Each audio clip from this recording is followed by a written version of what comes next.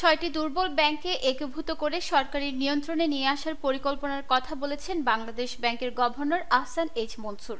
চলতি বছর জুলাইয়ের মধ্যে এই প্রক্রিয়া শেষে একীভূত ব্যাংকটির জন্য বিদেশি বিনিয়োগকারী খোঁজা হবে বলে সোমবার এক প্রতিবেদনে বলা হয়েছে।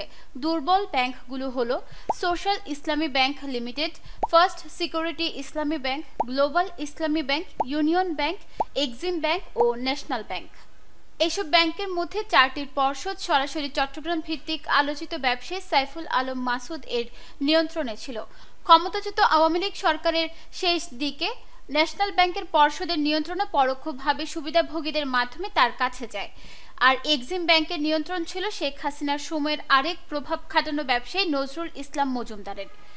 একীভূত করে সরকারের নিয়ন্ত্রণে নেওয়ার অংশ হিসেবে ইতোমধ্যে এসব ব্যাংকের সম্পদ পর্যালোচনাও করা হচ্ছে বলে প্রতিবেদনে বলা হয়। গভর্নর বলেন, জুলাইয়ের মধ্যে এসব ব্যাংকে সরকারি মালিকানায় নিয়ে প্রয়োজনীয় পুঁজি যোগান দেওয়া হবে, তারপর বিদেশি বিনিয়োগকারী খোঁজা হবে। এটা আস্থার খবর, কারণ এটা সরকারিকরণ করা হবে।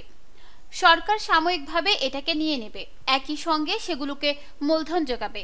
বাংলাদেশ ব্যাংক তো ইতোমধ্যে তাদের তারল্য সহায়তা দিচ্ছে।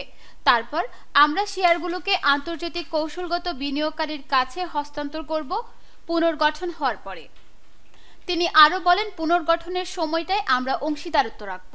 এটা একটা সাময়িক ব্যবস্থা, যেটা আমরা নতুন ব্যাংক করব। পরে সেটা নতুন বিনিয়োগকারীর কাছে হস্তান্তর করে দেওয়া হবে। এর আগে বিগত সরকারের আমলে দুর্বল ব্যাংকে একীভূত বা মার্জার করার পদক্ষেপ নেওয়া হয়েছিল, তবে পট পরিবর্তনের পর সে উদ্যোগ আর এগোয়নি।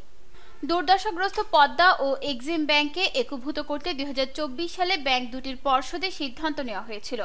এ নিয়ে একটি এমইডি চুক্তি স্বাক্ষরিত হয়েছিল।